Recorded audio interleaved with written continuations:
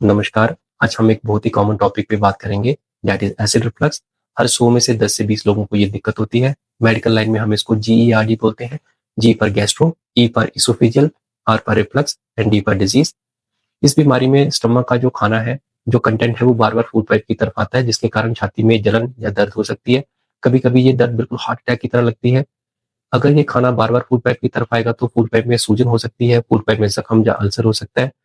कभी-कभी ये खाना और ऊपर की तरफ आएगा तो गले में इरिटेशन या फॉरेन बॉडी सेंसेशन, जहाँ कफ हो सकती है, कभी-कभी आवाज़ में भी तब्दीली हो सकती है। अगर हम इनके कारणों की बात करें, इसके 3 मेन कारण हैं। द फर्स्ट स्टमक में कोई प्रॉब्लम होना, सेकंड फूड पाइप में कोई प्रॉब्लम होना, थर्ड दोनों का जो जंक्शन होता है जिसको हम एलईएस बोलते हैं, लोअर इसोफेजियल स्फिंक्टर, उसमें कोई प्रॉब्लम होना। यूजुअली इन पेशेंट में एंडोस्कोपी की ज़रूरत नहीं होती, बट कुछ पेशेंट जिनका डायग्नोसिस बिल्कुल क्लियर नहीं है, या जिनको अलार्मिंग सिम्पटम है, खाना खाने के बाद फूड पाइप में खाना कहीं फँस रहा है, खून की कमी होना, वॉमिटिंग होना, वेट लॉस होना, या फैमिली में किसी को फूड पाइप का कोई रसोली रहा है, इन पेशेंट को एंडोस्कोपी करानी चाहिए। एंड थर्ड, अगर किसी को सर्जरी की ज़रूरत पड़ रही है, तो उससे पहले हम एक बार एंडोस्कोपी ज़रूर करवाते हैं।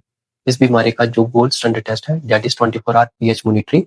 अगर हम ट्रीटमेंट की बात करें तो इसमें 3 चीज़ें बहुत इंपॉर्टेंट है। The first one is lifestyle modification, जिसमें कि अगर हमारा वज़न ज़्यादा है, तो हमें अपना वज़न कम करना चाहिए।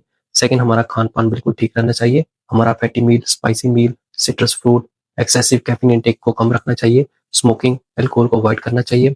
जैसे कि लेटने पे ये दिक्कत ज़्यादा होती है, तो डिनर के बाद एटलीस्ट 2 टू 3 आवर आपको सोने के लिए नहीं जाना है। हेड एंड जो है वो यूजुअली एलिवेट रखना है, कम से कम 8 इंच या 20 centimetre. The second one is medication, जिसमें कि एसिड को कम करने वाली दवाइयाँ और कुछ एंटासिड्स आते हैं। And the third one is surgery, जिसमें हम लोअर एसोफेजियल स्फिंक्टर को एंडोस्कोपिकली या सर्जिकली टाइट करेंगे।